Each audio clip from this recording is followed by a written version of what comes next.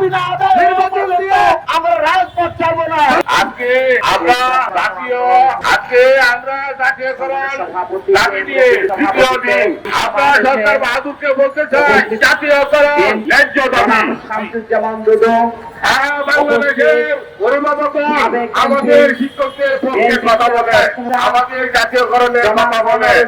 মাননীয় সরকার বাহাদুরকে বলতে চাই অতি শীঘ্র আমাদের জাতীয়করণ দাবি মেনে নিন। এই জাতীয়করণ করলে দেশে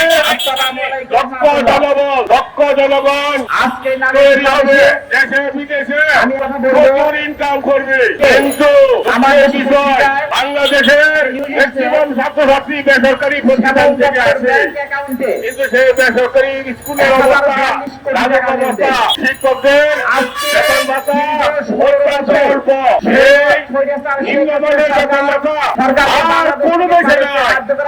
যত গরিব দেশ আছে আমাদের বাংলাদেশের শিক্ষকরা নিম্নমানের বেতন ভাতা পেয়ে থাকে।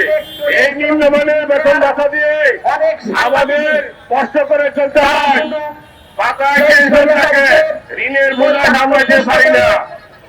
তাদের শিক্ষকরা অভাব কষ্ট থাকে, তাই প্রতিষ্ঠানে কিভাবে শিক্ষা দিবে? সকল অপকর্ম